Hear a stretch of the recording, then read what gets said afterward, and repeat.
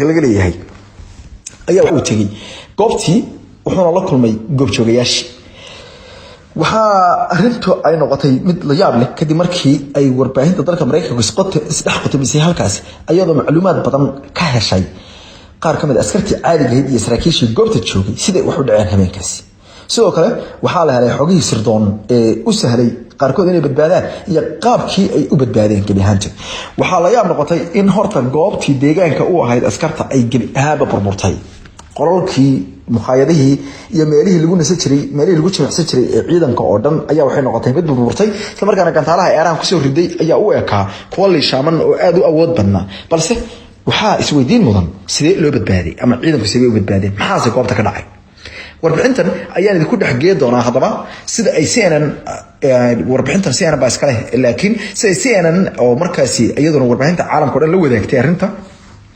ay markaasi ay u dhaxgeysay ayaan rabaa inaan sida ugu fiican ama ugu sahlan ee loo fahmi karo inaan soo guuriyo ama soo markaasi tarjumo insha Allah hadii baydmo ee daawasho qiimaha leh warbixintu mararka qaarkood waxay leedahay soo jiidasho ayadoo aad arkaysid marka dadka waramaya iyo askarta la wareysanaya markaad fiiriso markaasi waxa loo yaqaan luqadda jirka laga tarjunto in ay wax badan ku ka yihiin marka balan eegna warbixinta horta goobta sida idin muuqata waa dhulkan burbursan ama dhismayaashan burbursan oo dhan ee aad aragtaan waa dhismayaashii waa meeshii ay ahayd saldhigga ee isla markaana ahayd goobihii deegaanka iyo guryuhu ka dhisnaayeen ee ciidanku ku hooyo jiray ama deganaa mid kamid ah hadaba saraakiisha habeenkaas ku qornaa ilaalada oo leeyahay Hakim Ferguson oo ah nin ciidanka Mareykanka ka tirsan oo hal xidig laba xidig ah isla markaana ah nin markaasi joogis uu gaarayo 6 cagood ama 6 foot ayaa waxa uu sheegay in loo yimid isla markaana amar lagu siiyay inuu caawa ku qoran yahay kormeerka isla markaana uu gaarka ku qoran yahay laakiin laygama qarin ayuu in khatar ay jirto wax kastaba waxa ay isbedeleen 11kii iyo barkii habeenimo markay ahayd waqtiga dalka Mareykanka markaas ayaa waxa uu sheegay sarkaalkii goobta haystay in lagu soo wargeliyay oo laga soo hadlay ayuu radio gacmaha laga qaato in uu jiro suurtagalnimo weerar lagu soo qaadi doono halkaasi taasoo ka dhigan ayuu in naloo sheegay inaan heegan galno waxa ay ugu dareed ayuu marka aad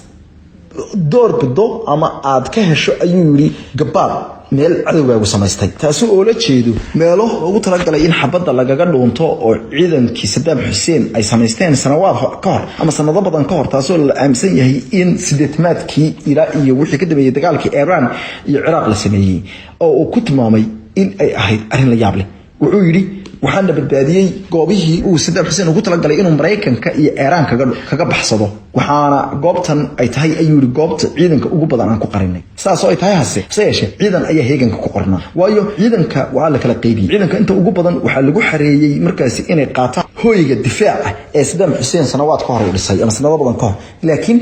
waxa la helay ayuu warbixin kale oo sirdoon oo sheegaysa in laga yaabo in ciidan commandos oo ka socda kuwa Iran ay marka ay weeraradu dhacaan ay gudaha u soo galaan goobta isla markaana ay hawlgal military ay sameeyaan laakiin arinta waxa si wacan u qeexaya Mr. Hakim Ferguson wuxuu yiri waxa aan laygu amray ayuu inaan banaanka joogo si aan u ilaaliyo ayuu ciidanka dhulka u soo daadan doono marka gantaaluhu dhamaadaan gantaalkii u horeeyay markii uu soo dhacay guux weyn ayaan maqlay ayuu kadib markii aan guuxii maqlay ee dhul gariirka wuxuu ku dhacay agteeda markaan arkay ayuu gantaalka daqiiqada ka hor oo soo socda maadaama ay habeen ahayd waxa aan sameeyay ayuu qorigayga ayaan qabsaday kadibna madaxayga ayaan hoos u dhigay waxaanan isku dayay ayuu inaan helo meel aan si wacan ugu dhinto oo macnaha si wacan nafta igaga dhacdo oo aysan nafta igu silcin waxaanan bilaabay ayuu inaan tiriyo ama aan ku luqeeyo heestii aan gabadhayda yar ku sii xijiray ayuu Mareykanka aan kaga yimid ee aan dhalay ninkaas ayaa waxa uu sheegay saajinka ayaa saas sheegay isagoo markaas u warmayay CNN wuxuu waxa kaliya aan sugayay wuxuu ahaa in aan dhinto wuxuu 100% waxaan diyaar u ahay inaan dhinto ayuu waxaana ku badbaaday mucjiso rabbaaniye ayuu laakiin sarkaal sare oo isaguna ka tirsan goobta ayaa waxa uu yiri ciidanka Mareykanku waxa aanu sameynay ayuu tala degdeg taladii degdegaheed aanu sameynay waxay ahayd in ciidanka oo dhan la geliyo goob aad u weyn oo Saddam Hussein uu dhistay taasoo ahayd ayuu meesha cadawaygu hadda ka hor u dhistay wayna caawisay ayuu si weyn ayana noo caawisay waxa la yaab noqotay meesha inaanu maalmo ka hor sii eegnay oo aanu aad ugu sii wareegi jirnay waxaana laakiin aanan hubin oo waligii sameyn ayuu in aanu goobta galay waxa ugu daran ayuu sarkaalka oo la hadlayay warbaahinta CNN marka aadan istifaaci karin ee haddana lagu weerarayo marka weer xun ayaa nagu socday ismana difaaci karin waxa la yaab noqotay ayuu in qofna uusan naga dhiban waxa la yaab noqotay inuusan qofna uusan naga dhaawacmin waxa la yaab noqotay ayuu in dhamaanta aanu bad qabno haddana aanan haysan ayuu gantaalaha difaaca waxa gibi ahaan bal arkay iyadoo burburtay ama baabaaday beeriyaysa xajireen iskarta qaarkood ayaa maryahoodii iyo boorsooyinkoodii oo gubtay gacanta ku haya iyagoo muujinaya meesha masiibadu say uga dhacday laakiin aan cid ku dhiman haddaba waa maxay xogta Mareykanku uu helay ee ku saabsan ama ciidanka Mareykanka la siiyay ee ku saabsan arintaas wararkooda waxay sheegayaan ay warbaahinta CNN dalka Mareykanku ay heshay in horta waxa la digniintii ugu horeysay 11 habeenimo markay ahayd ama 5 saac oo habeenimo ee Janaayo 7deedii ayaa ay heleen dawladda dalkaasi Mareykanku ciidankooda gaar ahaan saldhigan la yiraahdo Al-Asad la yiraahdo waxaana markaa la bilaabayba markii 11 ahayd in ciidanka lagu daablo goobtaas Saddam Hussein uu sameystay ee goobtaasi markaasi lagaga dhunto gantaalaha ee difaaca waxaas la reebay ciidanka naf ilaaliyaasha loo yaqaan oo ku jiro markaasi ninkaas Hakim la yiraahdo ee sida weyn uu waramayay waxaana la sheegay in ciidankaas ay heleen xog ku saabsan in ciidan ay soo daada doonaan ama ay qaadan doonaan qalabka ama ay dadka lay doonaan oo ay kamid tahay diyaaradaha droneska ee halkaas yaala iyo waliba qalab kale oo military markii ay saacadu ahayd kowdii iyo barkii ama 7 saac iyo bar ayaa gantaalkii ugu horeeyay soo dhac kaasoo la sheegay in uu ku soo dhacay agagaarka ayaa la yiri bartii ay ciidanku difaaca kaga jireen qaarkood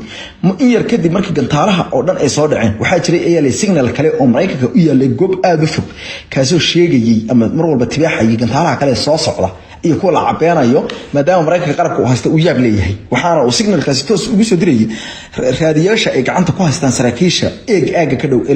labada saldhig iyo kuwa kale ee bariga dhexe oo dhan waxaana lagu amriyay inay istiyaariyaan haddaba xogta ugu badan waxa laga helay ayaa la dawladda Ciraaq ra'iisul wasaaraha Ciraaq Adil Abdul Mahdi ayaa dawladda dalkaasi waxa ay telefoon u soo dirtay Iran isla markaana waxay u sheegtay in ay howlgal military ku sameeyaan doonaan dalkiisa sida daraadeedna ay arinta la socdaan sida uu sheegay korneelka aaga haysta